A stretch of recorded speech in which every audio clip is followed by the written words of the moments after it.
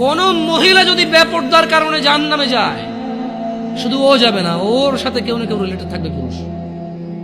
Could be father, বাপ হইতে পারে, বড় ভাই হইতে পারে, তারপর হচ্ছে স্বামী হতে পারে। যদি ওর জাহান্নামে যাবার রিজনই হয় বেপরদা, বেখোলা, খোলা মানে চলাফেরা।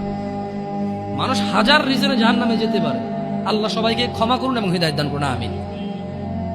হাজারটা রিজন আছে জাহান্নামে যাওয়ার, কিন্তু যদি কোনো মহিলা, এমন মহিলা যার বড় ভাই আছে, যার বাপ আছে, যার স্বামী আছে, আর ওদের থাকা অবস্থায় তার এমন একটা অন্যায়ের কারণে তার জাহান্নাম হয়েছে, যে অন্যায়টা হচ্ছে তার কি খোলামেলা চলাফেরা, তার জানাবা বিচারে চলাফেরা, তার বেপরদা অশ্লীল চলাফেরা, তাহলে ওই মহিলা একা জাহান্নামে যাবে না, সঙ্গে কাউকে নিয়ে যাবে।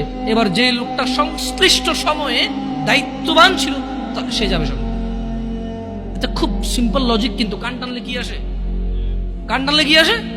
ওই মহিলা যদি সংশ্লিষ্ট রিজনে যদি জাহান্নামে যায়, সংশ্লিষ্ট সময়ে যে দায়িত্ববান পুরুষ তার অভিভাবকত্বের মতো ছিল, যার উচিত ছিল তার জন্য সামর্থ্য অনুযায়ী জামা কাপড় কিনা সুন্দর দেখে, সামর্থ্য অনুযায়ী খাওয়ার দাওয়ার ব্যবস্থা করা, তার আর অর্থনৈতিক অবস্থার উপরে ডিপেন্ড করে, সামর্থ্য অনুযায়ী ওর কমফোর্ট জোনে রাখা হোক, সামর্থ্য অনুযায়ী যতটুকু আছে উজাড় করে দেওয়া ওর পিছনে, সংশ্লিষ্ট ব্যক্তিটার জন্য দায়ী থাকে।